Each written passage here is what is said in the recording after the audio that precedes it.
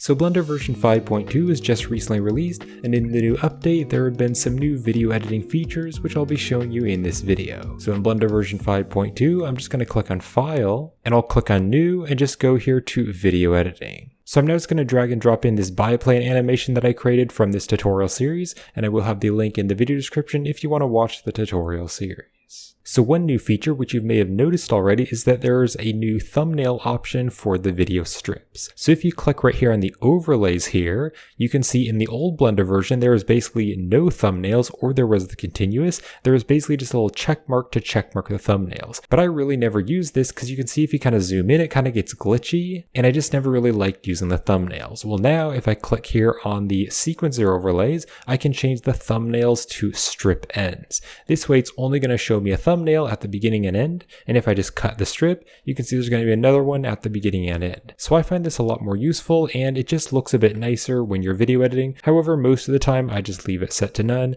but instead of using the continuous, this strip ends definitely looks a lot nicer. Now if I select one of the video strips and go over here to the strip modifiers, you can see if I click on add modifier, there were these new modifiers which were added in Blender 5.0. There's also the Compositor, but you can see right down here there are some new presets. Now I'm not going to be going over all these because there's quite a lot of them, but I'll just go over some of them. So for example, there's the chromatic aberration, and so this is basically like a lens distortion effect, so pretty cool that I can get that in the video editor. You can see if I like zoom in here to the edge, I can like turn up the factor, and so now there's a lot of lens distortion.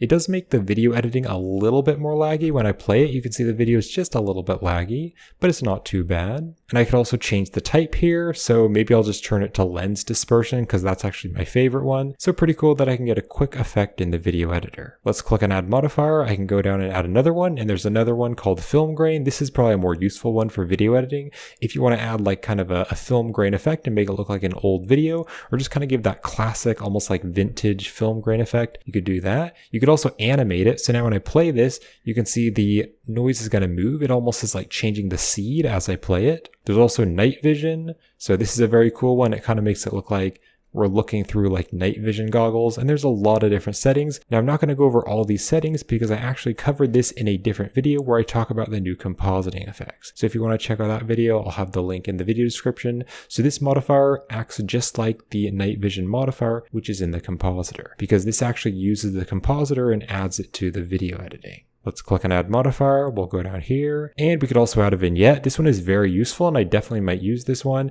So I can just quickly add a vignette preset, and then I can change like the factor and the feather.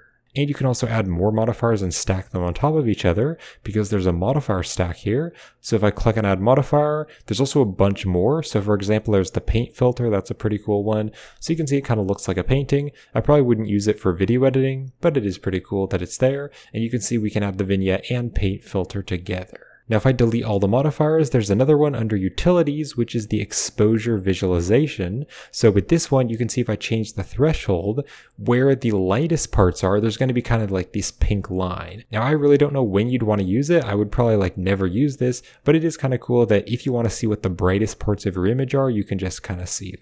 Now another really useful new feature is that we now have this button right here, which is going to hide it from the preview. But then there's this button here, which is still going to hide it from the render. And so this button is a new feature in Blender 5.2.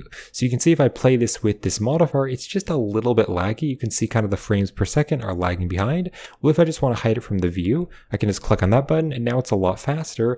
And then when I actually render this, if I just hit F12 to render, it's going to actually render it with that modifier. So this is definitely going to be useful for video editing. If you just don't want it to be very laggy in the view, you can just simply turn it off from the view, but then you know it'll still show up in the render.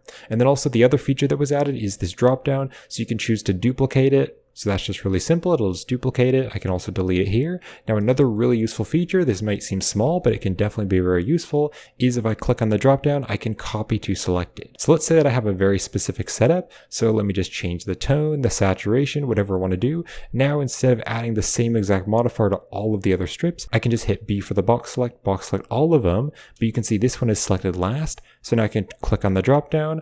I can click on copy to selected, and now when I click on all the other ones, you can see they all have the same exact effect. So very useful for quickly adding the same effect to all of your video strips. Now if I click on add modifier, there also is this compositor modifier, and this was added in Blender version 5, so it's actually not a new feature in Blender version 5.2, but real quick I'll just show you how to add your own compositing setups if you want to add your own compositing setups to your videos. So I'm just going to click on compositor, so we now have a compositor modifier. Now what I'm going to do is click here in the corner and split the window, and if I click here to change the editor type, we're going to change this to the compositor. Now here on the scene, this is going to be for like 3D, so doing 3D compositing, but we want to change it to sequencer so it just affects the video editor. Now we're going to click on new, and then you can see right here, if it didn't already add it, you can just add the sequencer compositor nodes. So now I could add any compositing nodes right here, like let's just try like, I don't know, a blur, and then I can change the size. And so now anything that we do in the compositor is going to show up in the video editor on this strip because we have the compositor modifier on this strip. So very useful for doing lots of compositing to your video editing.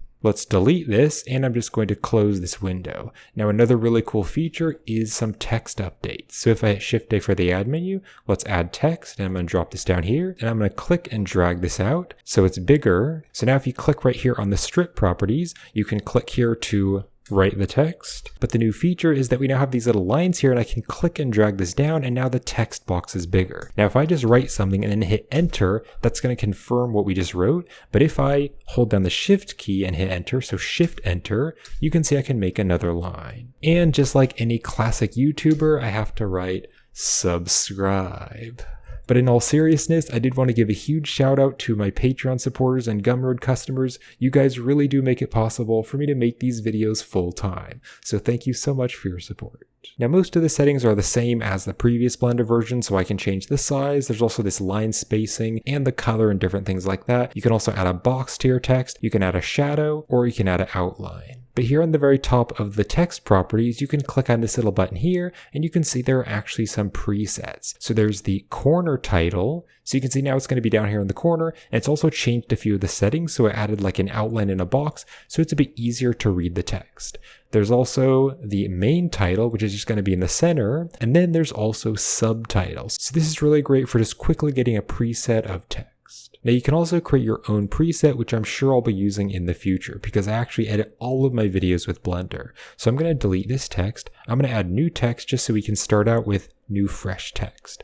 So for example, I can change the size, and I could also like turn on this box here. Maybe I'll just turn up the roundness so it's kind of round, and then turn the color to black. So then what I could do is set this up as a preset by clicking right here and clicking on the new preset, and I could just call this like large text or something like that, and then I could click on the plus here.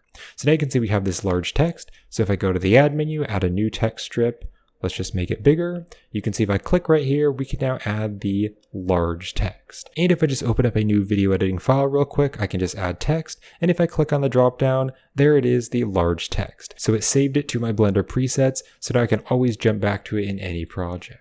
So those are the most useful new video editing updates in Blender version 5.2.